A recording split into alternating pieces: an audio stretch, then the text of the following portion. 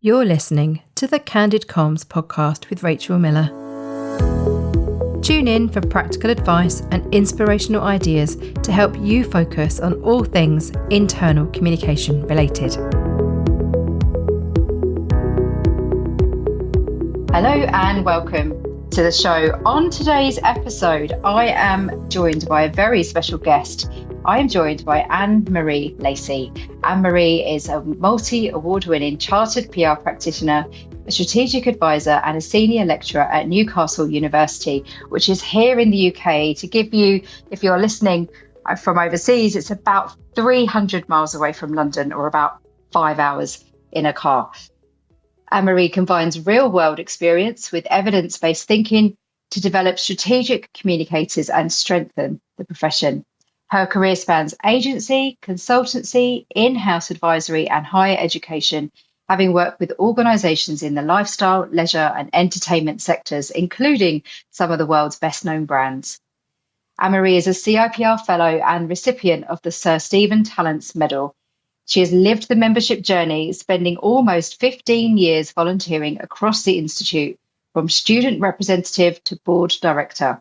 And those experiences have given her a unique perspective on the strengths of the Institute and the opportunities to do even more for members. And the reason, comms friends, that I am having a conversation with Anne-Marie today is because, hot off the press yesterday, it was announced that she is standing to be President-Elect 2027 for CIPR. So, Anne-Marie, welcome to the show. Hello, thank you for having me. You're very welcome. It's lovely to see you. So, Anne-Marie, you and I have known each other for about 10 years. About that, yeah. I can't believe it's 10 years. My goodness. So we first met when we were both up for CIPR Excellence Awards. And these awards are such a joy. There's such an aspirational thing to go for. And I remember entering, it was 2017 from memory. It was. It's our 10-year anniversary next year. Yeah. Oh, it is. We'll have to do something. We'll have to go to the dinner just to celebrate 10 years of our decade of excellence, apparently. Oh, I love it. I love it. So I was up for Outstanding Independent Practitioner, and you were, remind me of your title? I was, not so much relevant now, on the cusp of 40, but at the time, I was the Outstanding Young Communicator. Yeah, absolutely. Amazing. Brilliant. So that began our interactions with each other and our friendship with each other. It did. We were on the same table, weren't we? And we were. When they announced the awards, they did Young Communicator first, and then yours was directly after, and it was like, oh gosh, I'm not around to see who's won that category, but when I heard your name and the screams, and then they kind of take you off to a backstage area to record like a winner's video, and we got into trouble because we were like all excited and like, can we retake that one please? And it was such a lovely moment, wasn't it? I remember that vividly. We were too busy cheering for each other, weren't we? We were disturbing all of the filming. Love it.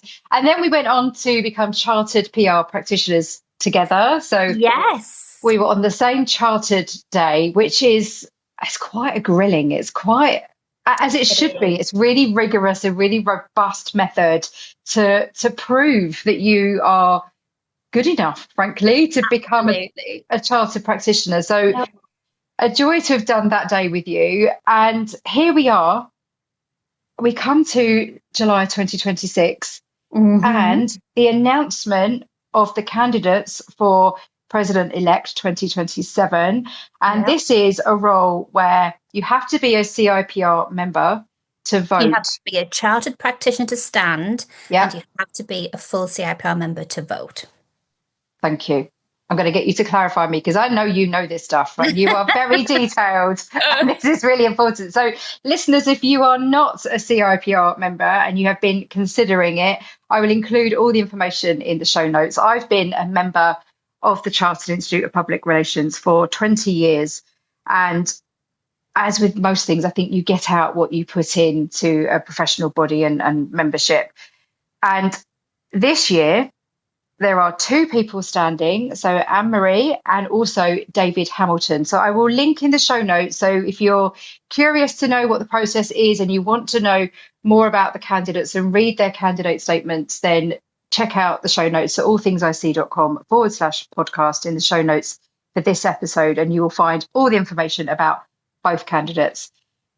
But I'd love to know from you, Anne-Marie, why now? What has made you put your hat in the ring now? Now, oh, right, that's good.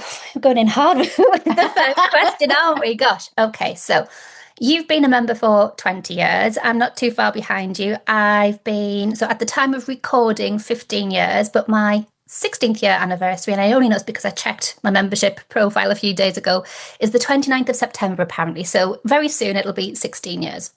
But in that time, the best part of 15 years, I've also been a volunteer. So my backstory is that I did an undergraduate at Leeds University, had a year working to save a little bit of money. I thought I wanted to be a magazine journalist. I actually had my place at university deferred for a year so I could get a bit of money behind me, because in those days you couldn't get a second student loan, so you had to fund it yourself. And I was, as you do, I was working at a security company in Leeds selling CCTV cameras of all glamorous, exciting things. And they took on a new sales and marketing director who called me into his office and said, "What are you doing here, Anne-Marie?" And I thought, I'm rumbled. He knows that I have no real interest in CCTV security camera systems. But I always hit my sales targets because I was good at the people piece, and I'd kind of learned account management skills. So I got a lot of repeat business. Not so much new business. But I was really upfront with him and said, look, I'm only going to be here for a year. I'm going back home. I'm going back to Sunderland to do my MA in magazine journalism. And he said, oh, well, if that's what you want to do, I'll give you some kind of marketing, some writing jobs to kind of, give you a little bit of experience. And the first job that he asked me to do was to write a press release. And I thought, I have no idea what this is, but I will Google it and I will give it a go. And that was my kind of first foray, if you like, into the world of public relations. And the more I did work alongside selling the CCTV cameras for the company and doing the bits of kind of comm stuff on the side, the more I thought, I don't think I want to be a magazine journalist anymore. So as it was, Sunderland at the time was the only university in the Northeast that did a public relations master's degree that was also accredited by the CIPR. So I rang the university and said, I'm joining you next year. I've deferred my place, but is there any chance I can please change programme? So back in those days, when you did a CIPR accredited degree, and just a caveat for anyone listening now or any of my own students who are listening now, the wording's changed slightly. So now we say recognised programmes rather than accredited. Mm-hmm. But at the time, the way it worked 15, 16 years ago, you got student membership in with your programme fees. So that's when I became a member. But at the time as well, the CIPR and their regional groups worked really closely with their universities that was kind of on their patch. So CIPR Northeast worked really closely with the university. And so I was our course rep. I was kind of the person on our programme that was that liaison point between on the ground with the programme to feeding into CIPR of, what's going on with students, what's our wants and needs, what's our issues, our opportunities, our challenges. And all. So that was kind of my first volunteering piece, if you like, with the CIPR. Right from the get-go. From the get-go, yeah. Love it. And so I thought, while I've got this membership, I may as well make best use of it. So it was literally the summer before. So I'd enrolled, I'd registered, but teaching hadn't started as such. And I saw that CIPR Northeast was doing some events in Newcastle. I thought, I'm going to be brave. I'm going to go along. I walked in and there was a lady there on the door, this large, lovely, gorgeous, larger-than-life character, ticking people off as they came in. And she went and she said, what's the name, please? And I was Anne-Marie Bailey at the time. And I said, oh, it's Anne-Marie Bailey. And she looked at me and she went, I know you. And I thought, I'm pretty sure you don't. And it's just, I wasn't even at university doing my MA yet. I'd plucked up the courage to go to this event with a room full of random strangers who were already doing this, wonderful PR stuff that I wanted to get into. And she said, my name's Laurel Hetherington, and I'm one of your lecturers at Sunderland. I've just got my timetable and my class list through and I recognise the name. So she walked me over, sat me down with some people that she knew. There was some ladies from an agency called Robson Brown. We got chatting and I walked away that night with my first kind of work experience placement in the bag. The speaker that night was also randomly Stephen Waddington, and that was my first time I'd met Wads as well. So it was a really positive kind of first foray into kind of the CIPR and volunteering and all of that piece. And over the years, I've just done more and more and more. So when I won Young Communicator regionally at Pride in 2014, the CIPR used to co-opt the winner of that category every year. So co-opt just means that you become part of the committee, but you don't have sort of voting rights within the rules and regulations. So I was first co-opted to kind of, again, contribute that younger person's, feels really odd saying that when I'm 40 this year, the younger person's, back in the day with the dinosaurs, that younger person's perspective into what the committee was doing and its outputs and how that fed into kind of the bigger piece with HQ. And then it just progressed from there. So I then became a full voting member and then secretary and then eventually chair. And then from there, I did things more nationally. So I set up the influencer marketing panel when that was kind of taking off, and that was new and exciting, and worked with the ASA, the Advertising Standards Authority, and the CAP code to write co-author. It wasn't just me. There was me, Scott Guthrie, and Deb Sherratt who set that up and managed that panel for a few years and wrote those best practice guides. And then I decided to stand for board. So I was a board director for a term for 2 years from January 24 to December 25. So I just stepped down from board back end of last year. So I was responsible for, well, not me solely, but as collectively as part of the team, for the running of the CIPR, ensuring, legal fiscal responsibilities, the strategy, the business plan, business critical projects. So I also led the CIPR syllabus review, looking at its full suite of qualifications. And it's a piece of work that I'm still working on now. Mm-hmm. It's a multi-year project. I stood on standing committees, so I was co-chair of the coordinating committee. I'm now co-chair of the governance standing committee. So I've volunteered literally my whole professional life. But the question you asked me, one thing people should know is that I like to have a natter, so I will come back round to answering your question. So the why now piece is, I've done this for 15 years, and I'd say maybe for the last 5 years or so, every time the call for President-Elect goes out, someone somewhere says, Anne-Marie, when are you going to do it? Or is it not time that you should do it? And I've always said, I'd love to do it one day, but it's not the right time. Mm. Why is it the right time now? So I'm a wife to my lovely husband, Liam. We've been married 10 years, and he is super supportive. In fact, when I told him that I was thinking about it, his response was, you're like a Pokemon, you've got to catch them all. It's probably the only job that you've not done in the CIPR. And you're probably not wrong. I think there's only a handful of jobs, sort of volunteer roles, if you like, that I've not done in the CIPR. But, he's really well established at work. He's set up and primed and good to kind of, hold the fort if if I'm elected, ramping up my volunteer duties. Because let's face it, it's a big role. The presidential role it's not what it used to be, because there was a big governance review in 2024. The role now is very much lead volunteer, or kind of head member, if you like. It's being the face of the organisation, but the voice of the people as well. And kind of, for me, it's about bringing that community piece back together. And I'm sure we'll get onto that as we chat a little bit more. But it's a big role that needs time and effort and dedication to it. So got great support at home. My parents are wonderful as well. They are absolutely behind me. I've met your lovely parents. They're gorgeous. They are great. They're lovely, bless them. Mummy and Daddy Bailey, as we call them. In fact, all my friends and people, how's Mummy and Daddy Bailey? Yeah, so Mummy and Daddy Bailey, they're totally behind me too. My little boy, lovely Lucas, he is 5 and he's at school now. I'm not saying that he doesn't need his mummy, but he's growing up, he's settled, he's happy.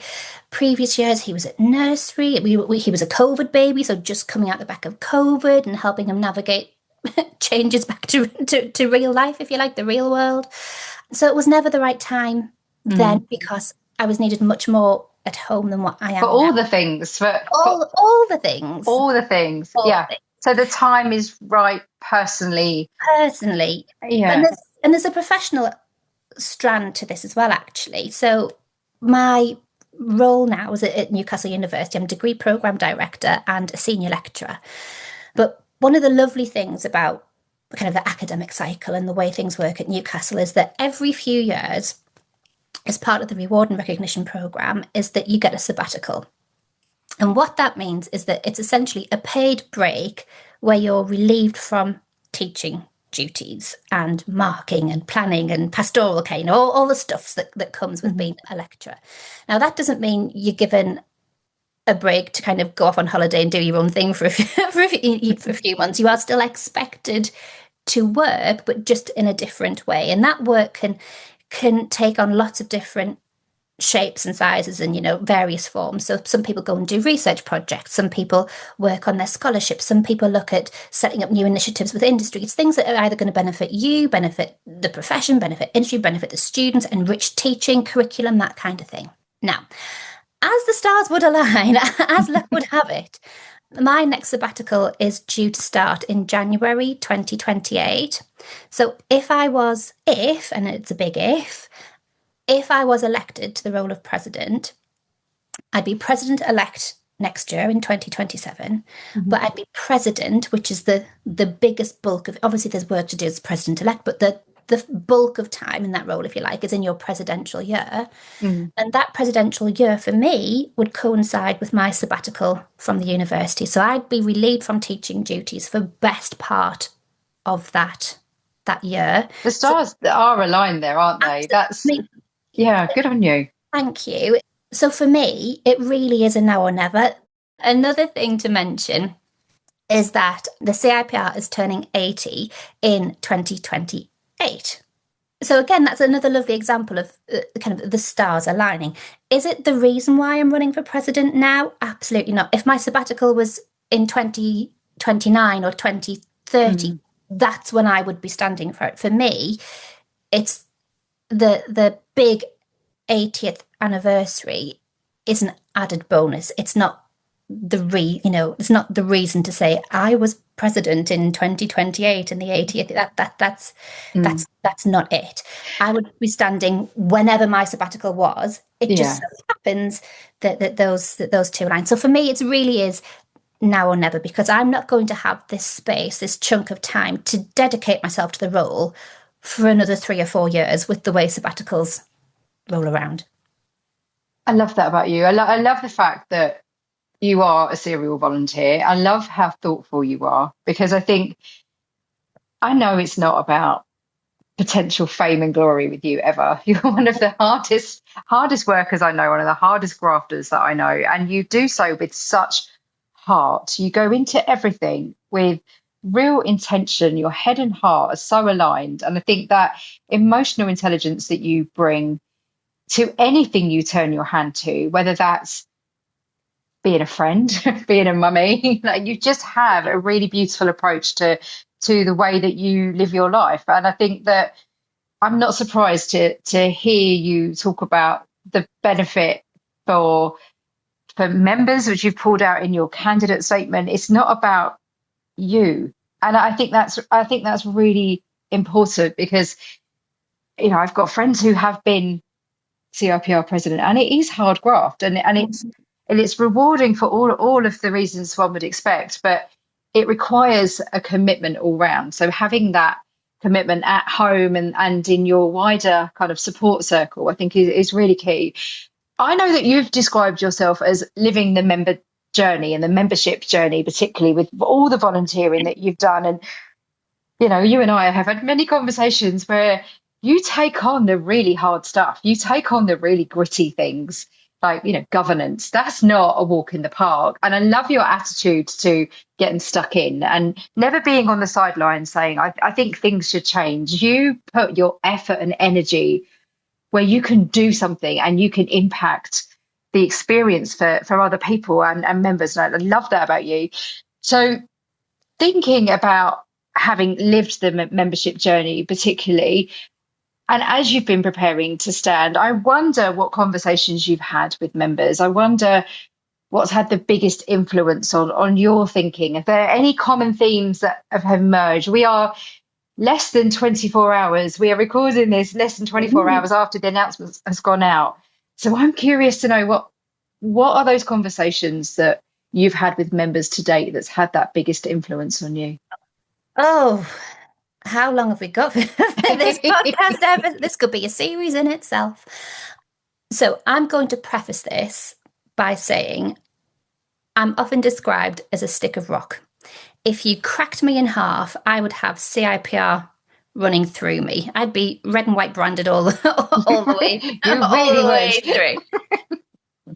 If I didn't believe in what CIPR stands for and what it's all about, I wouldn't have been a member for so long. I wouldn't have dedicated days, weeks, months, years of volunteering time, and I certainly wouldn't be putting my hat in the ring for president.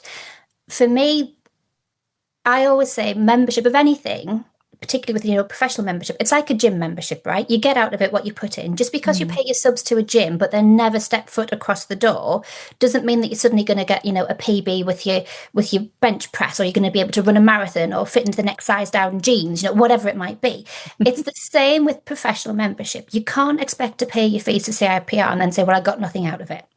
You've got to kind of put something into it to get out of it. So that's why I've always done what I've done, because you get out what you put in. I'm in fierce agreement on that. Yes. Now, that's not to say that all members, you should all be volunteering. You should all be that's not what I'm saying. But you can't complain. Mm-hmm. My perspective is you can't complain if you're not prepared to try and help and do something about it too. Mm-hmm. So for me, the biggest thing I've got, and I guess this conversation is testament to that, the biggest thing that I've got from CIPR over the years is this sense of community. Mm-hmm.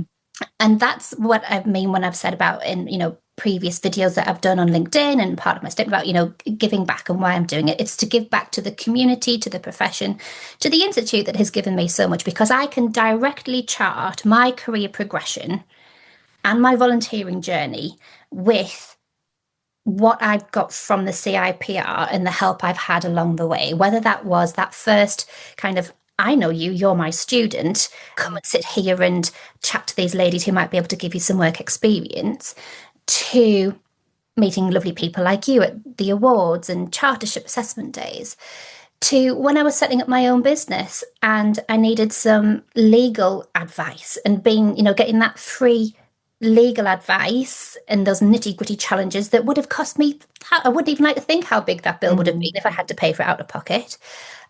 That's the professional membership line, isn't it? So when you are a member of CIPR, you have, and I've used it various times over the years, particularly for legal queries. You're right. Yeah, absolutely. It's an additional member benefit that, particularly as a small business owner, I've benefited from. Absolutely.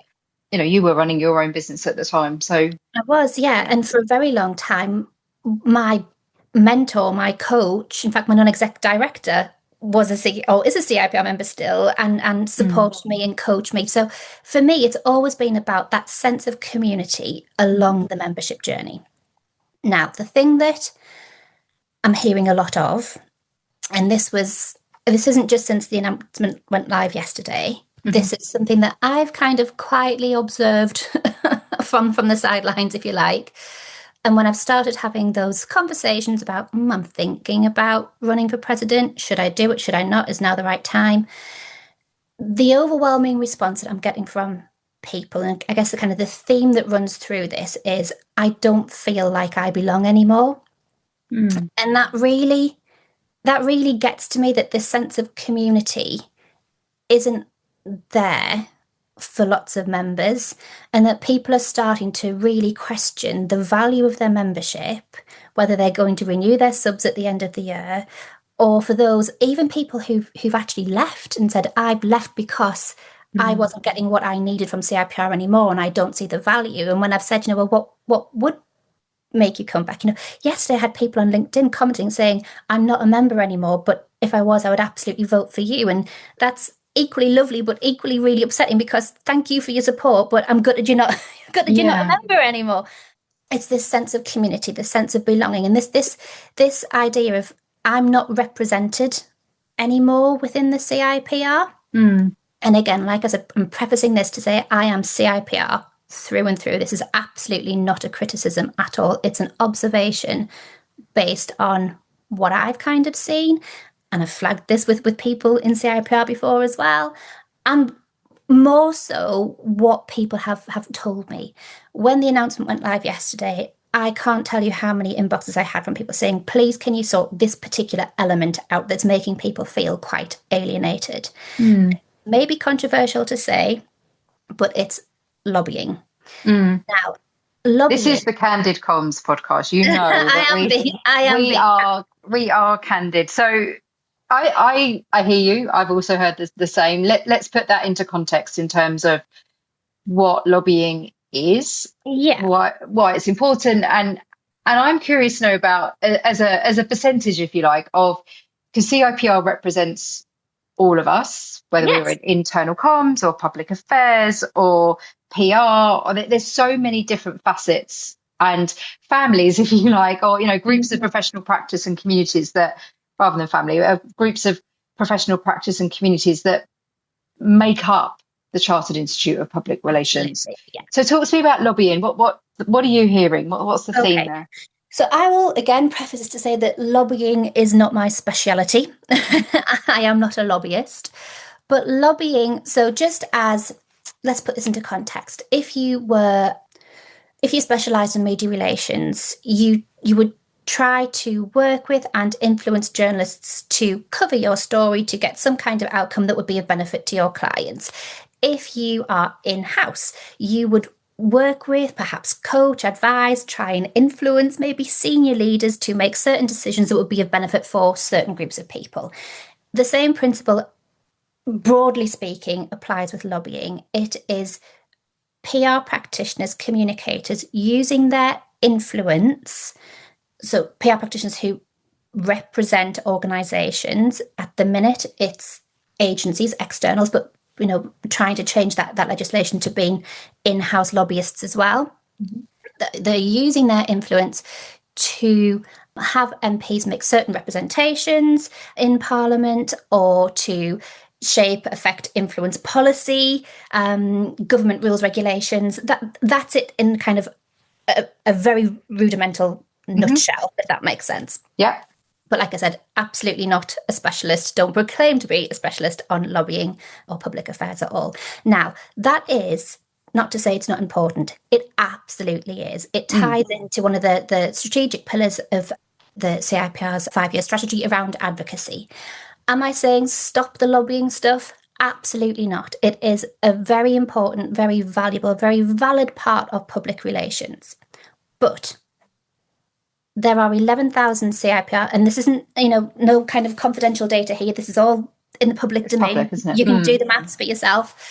We've got 11. Oh, do you know the percentage? Go on, go for it. Yeah, well, because I'm a bit of a nerd, so I did some number crunching. I know you are. That's why I know I can ask you, and you're going to tell me. Well, I know you know the numbers. I don't want to stand on something that I don't understand to be true. And when you start getting all of these comments and these floods of questions, and you think, where's this coming from? So you go away and do a bit of digging to try and understand it before you kind of come out to say something on it. So we've got just over 11,000 members, but around about, at my last check, around about 1,000 CIPR members registered on the UK lobbying register. Okay. So about 10% roughly. Roughly, and also maths isn't my strongest point, which is why I do PR and comms, and I'm not an accountant. So roughly 10% of the membership of this community of PR practitioners that falls under the CIPR banner are lobbyists. Are you with me so far? I am. I'm just thinking from what I know and what I've seen. You can see me. We're on video, listeners, and you can see my mind there. I could see the cogs turning for a second there. I was doing the maths. I was also thinking. I actually was being candid. I was thinking from a share of voice perspective. If I look at, as a member and as a fellow of CIPR, I receive all their communications and I follow them on social media and I get all the emails, etc. Lobbying as a topic doesn't feel like 10% of the share of voice. It feels like at the moment, I would actually say it's like 70 to 80% of coverage and stories and things that I'm seeing are focused on lobbying. So I'm doing the maths, and that's what you can see the cogs thinking. That doesn't represent me as an internal communication practitioner. It represent 90% of the other members. Interesting. But to your point, it's an important topic, and it's one which I love how you described it and how you likened it to the influencing that we do inside organizations and media relations, like that as a pathway and a learning pathway we all do in Absolutely. our different respective disciplines. So whether it's advocacy or, lobbying per se, that methodology is important. But from a context of a whole membership body, is it that people are saying to you, it feels like the share of voice is out? I don't want to put words into your mouth. So what's the concern that people have? So if I had to kind of sum up the sentiment of the messages, it's a what about me? Okay. Because like you've said, a lot of the external comms out there into the world, the media coverage and the team. And again, I'd really like to say this on record, CIPR is run by a really small internal team. They do an awful lot of really, really good work with a very limited resources. So this isn't bashing them or what they do at all. No. But majority of their external comms is about lobbying. Majority of their internal comms to members is about lobbying. When you look at share voice on social media, a lot of it is about lobbying. So you've got people going, well, I'm not a lobbyist, so do I belong here anymore? Is there a space for me in CIPR anymore? Got you. And like what's your response to that? What would you say to those people? What have you been saying to those people? My response is, I see you, I hear you, and I also feel you, because I'm not a lobbyist, and I'm looking at that going, well, what about me? I'm not represented in here either. So for me, like I said, it's not about stop the lobbying. It's about let's redress the balance. Okay. Let's have better representation of what public relations and strategic communications is about across the board. So let's start talking more about internal comms. Let's start talking more about risk and crisis. Let's start talking more about education. Let's start talking more about the built environment. Let's start talking more about all the other different networks. The CIPR, like I said, has that very small internal team, but has a wealth of really, really knowledgeable volunteers across different subject specialists, panels, networks. And those guys are prepped and they're ready to go. They're telling me, I want to do more, but I don't know where I can fit in or how I can do more because I don't seem to fit in this kind of lobbying space. So let's bring those people in. Let's start.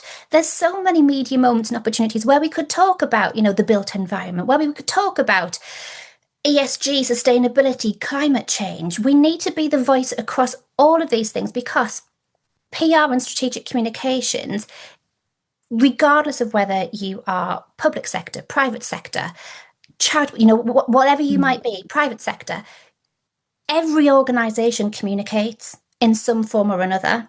And it's not just about how do we communicate with government, it's how do we communicate with our investors, our shareholders, our people inside of our organisation, the people who are all publics, isn't it? Which is absolutely, yes. The clue's in the name, right? It's all about relations, publics. Yeah.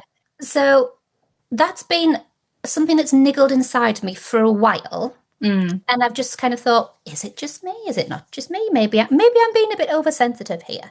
And then as I've started thinking about, am I going to go for this? Should I do it? And, sounding people out, what do you think? Do you think I'd make a good president? These are kind of the things I'm spotting. What do you think? The overwhelming sense has been, yes, you're right. I'm seeing that and I'm feeling that too. And then from the announcement going live yesterday, like I said, my inbox did not stop with, can you please not stop the lobbying, but start redressing the balance a bit more, please. And for me, that is a priority because how can you be part of a community if you don't feel like you belong, if you don't feel represented, if you don't feel like your needs are being met as a member too? And I noticed that in your candidate statement. So you talked about creating a more connected, accessible and relevant institute. And as I'm listening to you talk really passionately about it, I love the passion that you have because you can tell it's so genuine and it's so focused on listening to members, hearing what they're saying, hearing their concerns, hearing what non-members think and people who've left their membership, left the institute. So Tell me what that means in practice about creating a more connected, accessible and relevant institute.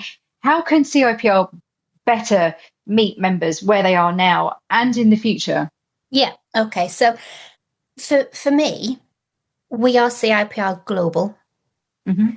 But the other thing, just kind of skip back to your previous question, and the kind of the things that members and now non-members are saying to me as well, is that I don't feel the benefit of membership where I am in the world or where I am in the country. Mm-hmm. So, and I've said in my statement, I've been very transparent about this, that often CIPR can feel too London-centric. Mm-hmm. And again, when you look at the spread of members, majority of members aren't in London.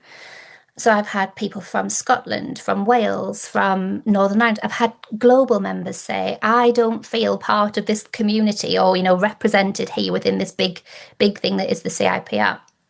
And again, that comes back to this lobbying piece, because everything that is being put out there externally and what's been communicated internally is about Westminster, right? Mm. So that ties into the London-centric. Whether that is the reality, this is the perception. And we know as common practice, perception is everything, isn't it? Indeed. So what about lobbying in the devolved nations? What about Wales? What about Northern Ireland? What about lobbying international governments? Mm. What about when you're working in global organisations? So again, this point about lobbying, I'm not saying stop lobbying, but I'm saying make it representative of all CIPR members, that it is of relevance to. Yeah. So this idea of being more connected, I think our group chairs are a massively untapped source. And I'm speaking from experience here. I was a group chair for 3 and a bit years. In fact, I only stepped down because I went on maternity leave. Yeah. And then when I came back, I rejoined the committee as a vice chair. So I've done that role in some shape or form for probably best part of 5 years on and off. Mm-hmm. And for me, the group chairs are that bridge. So if we're talking about internal comms theory, right, they're like your middle managers, aren't they? The link between the people on the ground and your senior leadership in the big shiny offices. For me, your group chairs are those kind of the middle manager role, if you like. Mm-hmm. They are the ones that translate the messages, the vision, the values that comes from CIPR HQ, that comes from the strategy, that's set, that's interrogated by council, it's approved by board. And they're the ones that make it matter for people in their regions, their nations, their countries, their networks. Make it relevant, don't they? It's that focus on relevancy. What does this mean for me? What does this mean for us? Yeah, because let's face it, when you're a CIPR member, if you say CIPR, what do you think of, or whose face comes to mind? I'd put my kind of mortgage on the line to say it's not going to be the president, it's not going to be the chair of the board, it's not going to be the chief executive, it's the person that you have that relationship with. So for most people, that relationship is or was or should be their local, regional, sectoral group. Mm-hmm.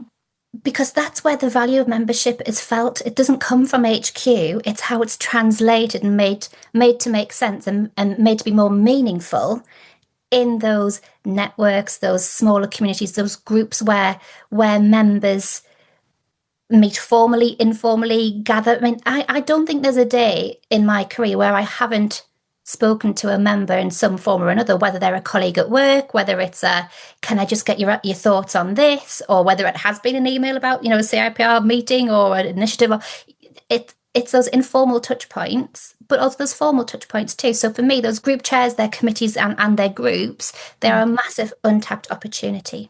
Now, I know there's been a lot of changes behind the scenes at CIPR.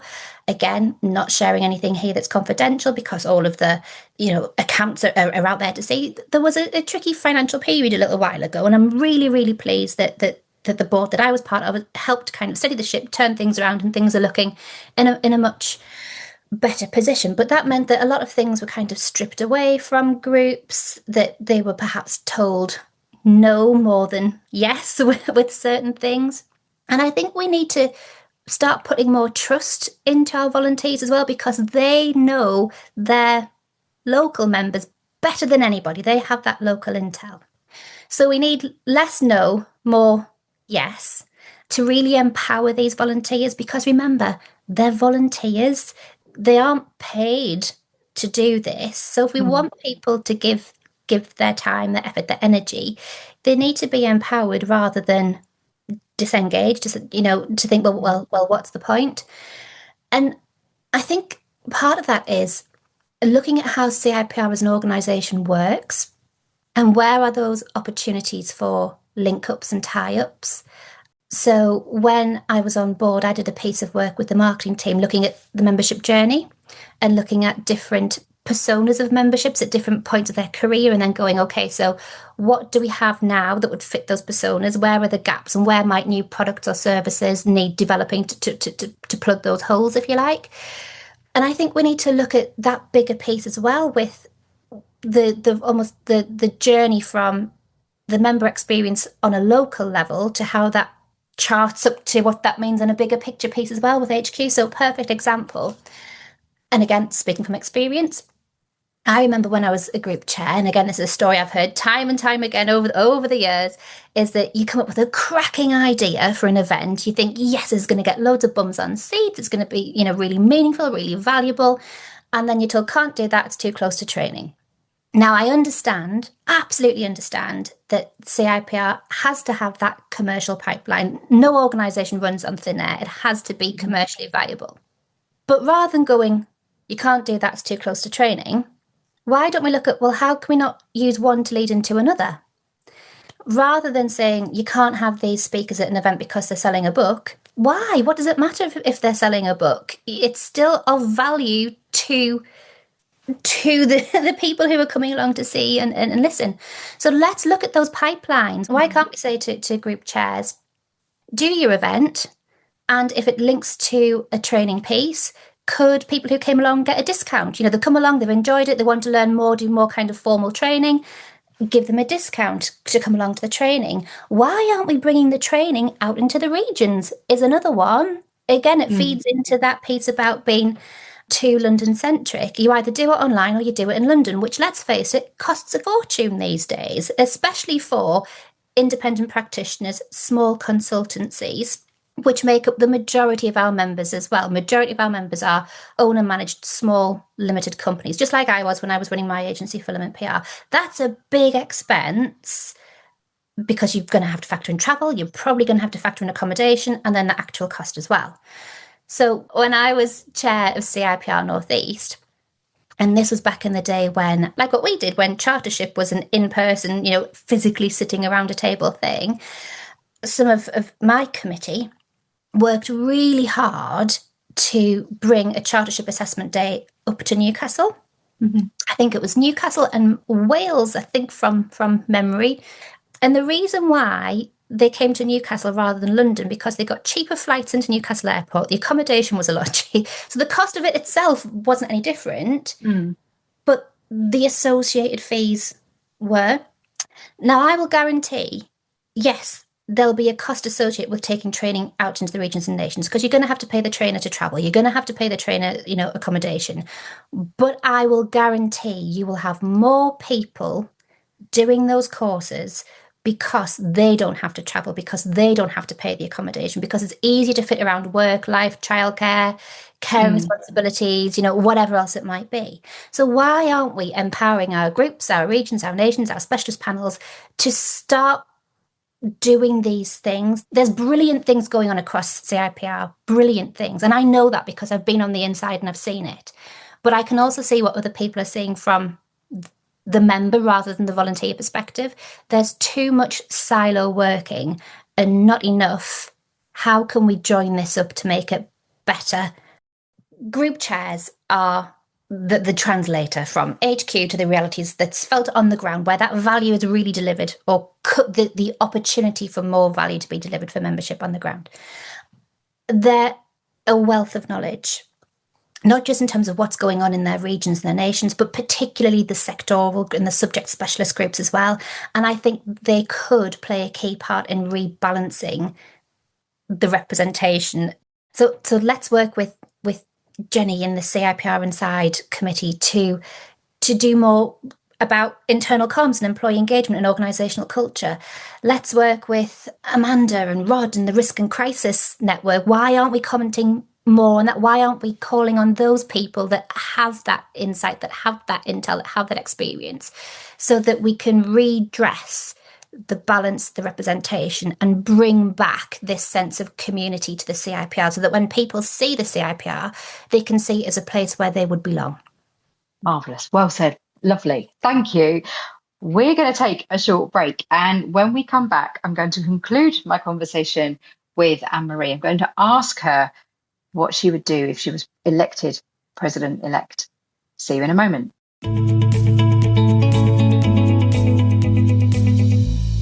Candid Comms is brought to you by All Things IC. We specialise in training, consultancy and one-to-one support. Rachel has also written 2 books, Internal Communication Strategy and Successful Change Communication. To buy a signed copy or find out more information, visit our website, allthingsic.com. That's ALLTHINGS_C.com. Thank you for listening.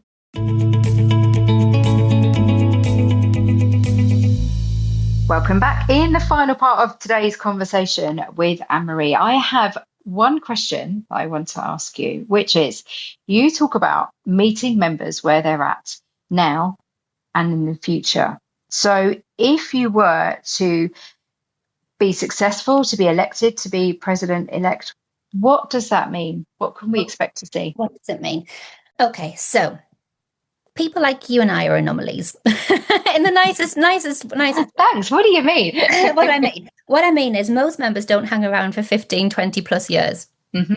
And I've seen this from my own experience. It's what I've heard from comments on LinkedIn and DMs that I've received. It's interesting. When I was thinking about standing for president, I actually spoke to non-members or lapsed members just to go, what do you think, and why didn't you renew your subs, and what would it take to kind of bring you back? So most people dip in and out as and when at certain points in their career. What I would like to see is the CIPR being the professional home, the community for all public relations and strategic communications practitioners, not something that you dip in and out of, but that there is something for everybody at every stage of your career, so that CIPR isn't kind of a nice to have bolt on.